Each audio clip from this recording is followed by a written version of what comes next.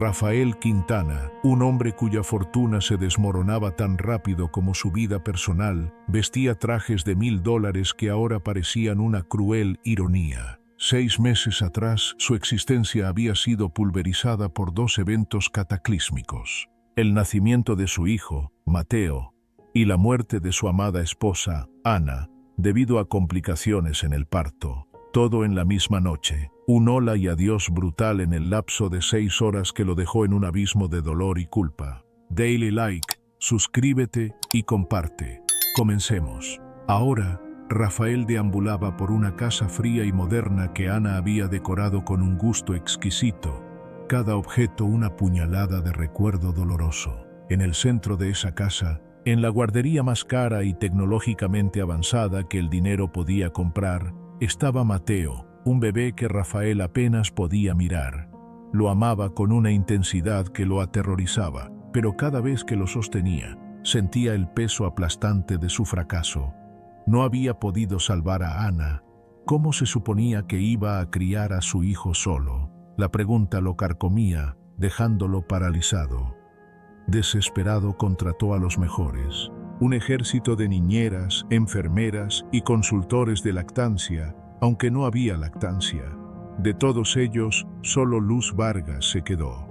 Luz, la enfermera de noche, era una mujer de unos 40 años, de voz suave y movimientos tranquilos, originaria de un pequeño pueblo de Oaxaca. Había sido contratada por sus impecables credenciales pediátricas, pero lo que realmente aportaba a la casa era una sensación de calma que Rafael encontraba insoportable y, a la vez, vitalmente necesaria. Rafael no dormía. Sus noches transcurrían en su estudio, obsesionado con las pantallas de las cámaras de seguridad.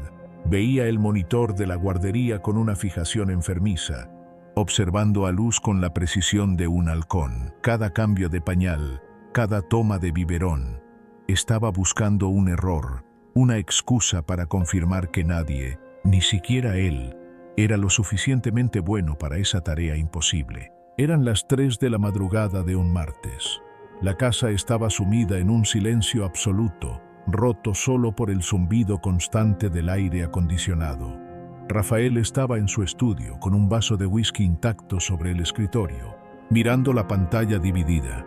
Una cámara en la puerta principal, otra en el pasillo y la cámara principal en la guardería de Mateo.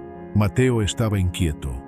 Llevaba 1 hora quejándose, no un llanto fuerte, sino un gemido lastimero y constante que le erizaba la piel a Rafael. Vio a Luz intentar todo lo que dictaba el manual. Lo meció, revisó su pañal, le ofreció un biberón que el bebé rechazó, le puso música clásica suave. Nada funcionaba. Rafael se frotó la cara, agotado. «Tómalo en brazos», murmuró a la pantalla. «Solo tómalo en brazos, por el amor de Dios». Como si lo hubiera escuchado, Luz se inclinó sobre la cuna, pero no lo levantó de inmediato. En lugar de eso, apagó la máquina de sonido blanco. Luego, la tenue luz de la luna artificial del techo.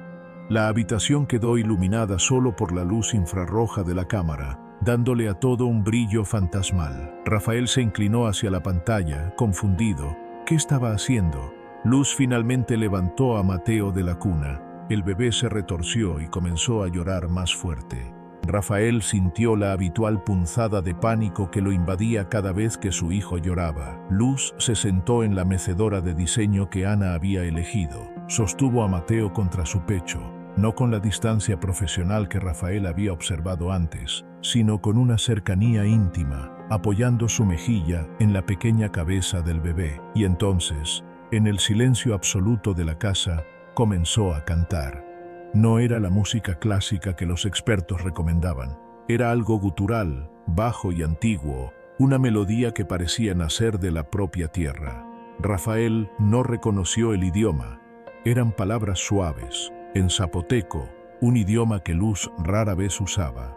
Pero fue lo que vio lo que lo dejó sin palabras. Mientras Luz cantaba, sus ojos estaban cerrados, y por su rostro, en el extraño resplandor de la cámara de visión nocturna, corrían lágrimas. No lloraba con tristeza, sino con una especie de devoción.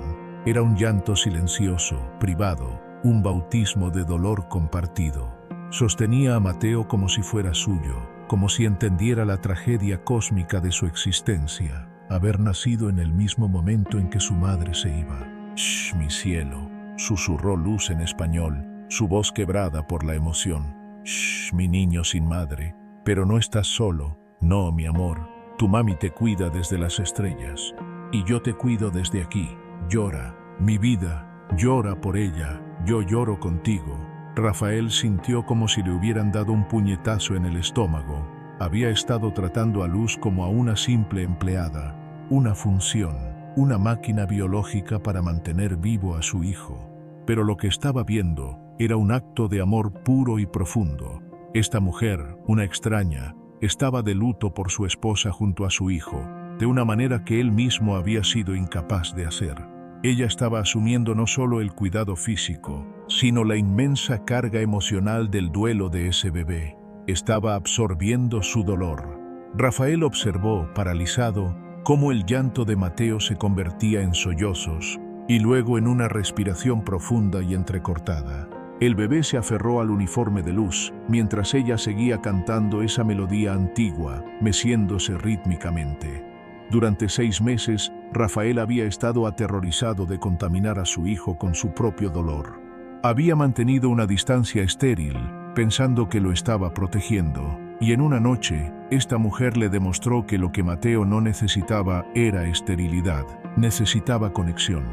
Necesitaba que alguien reconociera su pérdida, que compartiera su dolor. Se quedó sin palabras, no por la conmoción, sino por la profunda humildad.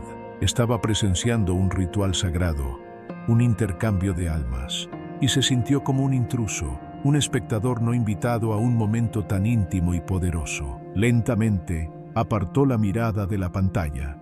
Se levantó de su silla de cuero, pero no fue a la guardería. Sabía que ese momento no le pertenecía. Dale like, suscríbete y comparte. Fue a su propia habitación, un lugar que apenas había usado, ya que solía dormir en el sofá del estudio, huyendo de los recuerdos. Se acostó en la cama fría que había compartido con Ana, y por primera vez desde el funeral, Rafael Quintana lloró. No lloró por sí mismo, por su propia pérdida. Lloró por la inconmensurable generosidad de esa empleada. Lloró por la conexión que había presenciado, una conexión que él había negado a su propio hijo. Lloró por gratitud. A la mañana siguiente, cuando Luz salió de la guardería al amanecer, encontró a Rafael esperándola en el pasillo. Parecía agotado, pero diferente. Sus ojos, generalmente nublados por el agotamiento y la ira, estaban claros, con una chispa de esperanza renovada. «Señor Quintana», dijo Luz, sorprendida. «Mateo, el bebé durmió por fin». Rafael asintió, su voz aún ronca por el llanto reciente. «Lo sé, yo la vi». La expresión de Luz cambió, pasó de la calma profesional al miedo. ¿La había visto en la cámara, llorando, rompiendo el protocolo que siempre mantenía? «Señor, me disculpo, sí. A veces él está tan triste». Rafael levantó una mano para detenerla, su voz cargada de emoción. Luchó por encontrar las palabras adecuadas para expresar lo que sentía. «Luz», dijo finalmente, su voz apenas un susurro, «lo que usted cobra no es suficiente». Luz lo miró confundida. «¿Señor? Voy a duplicar su salario». «No, triplicarlo», dijo Rafael, su determinación creciendo con cada palabra. «Y quiero que se mude aquí, a la suite de invitados, permanentemente, si usted acepta». «Señor, no entiendo. Usted...» «Anoche», comenzó Rafael, y tuvo que detenerse para recomponerse, las emociones desbordándose. «Usted hizo por mi hijo lo que yo no he tenido el valor de hacer». Se frotó los ojos, intentando contener las lágrimas que amenazaban con brotar de nuevo. Usted estaba de luto con él, por Ana, compartiendo ese dolor que yo le negué». Luz lo miró, y la barrera invisible entre empleada y empleador se disolvió por completo. Vio al hombre destrozado que él era, vulnerable y necesitado. «Ella era una buena mujer», susurró Luz, su voz suave y llena de compasión. Se podía ver en las cosas que eligió, en cómo preparó esta casa para él. El amor está en todas partes. Él solo necesitaba que alguien se lo dijera, que se lo hiciera sentir.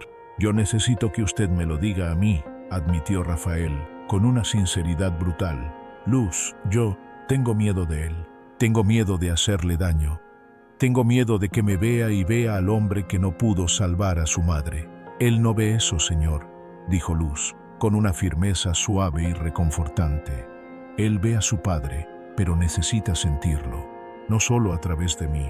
Necesita sentir su amor, su presencia. Rafael asintió, absorbiendo cada una de sus palabras, como un hombre sediento que encuentra un oasis. Usted me enseñará. Enséñeme esa canción. Luz sonrió levemente, una sonrisa cálida y genuina. Es muy larga y está en un idioma difícil. Tenemos tiempo, dijo Rafael, una nueva determinación brillando en sus ojos. Todo el tiempo del mundo. Ese día marcó el comienzo de algo nuevo. Luz se mudó a la casa, convirtiéndose en mucho más que una enfermera. Se convirtió en el ancla de esa familia rota, el puente entre un padre afligido y un hijo que anhelaba conexión. Rafael comenzó a tomar sus turnos con Mateo. Al principio, con Luz a su lado, aprendió a sostener a su hijo no como si fuera de cristal, sino como si fuera una parte de sí mismo. Aprendió a reconocer sus llantos, a interpretar sus pequeños gestos. Una noche, semanas después, Rafael estaba meciendo a Mateo. El bebé estaba inquieto. Rafael lo sostuvo cerca, apoyó la mejilla en su cabeza, tal como había visto hacer a Luz. «Shh, mi cielo», susurró. «Papá está aquí, y no estoy solo, y tú tampoco». Comenzó a tararear. Era la melodía de Luz, desafinada y torpe al principio, pero era la melodía, llena de amor y promesas. Luz, que pasaba por el pasillo, se detuvo. Observó por la puerta entreabierta cómo el millonario, el hombre que había estado paralizado por el dolor y la culpa, finalmente consolaba a su hijo con una ternura que jamás había mostrado. Rafael levantó la vista y la vio. Sus ojos se encontraron, llenos de un entendimiento silencioso. No se dijeron nada. No era necesario. Rafael había quedado sin palabras ante un acto de compasión en silencio. Y en ese silencio había encontrado la única reacción que importaba. El valor para intentarlo él mismo.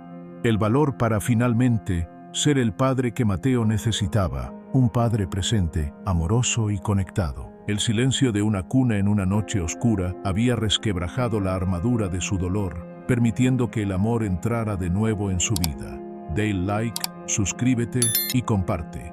Hasta la próxima.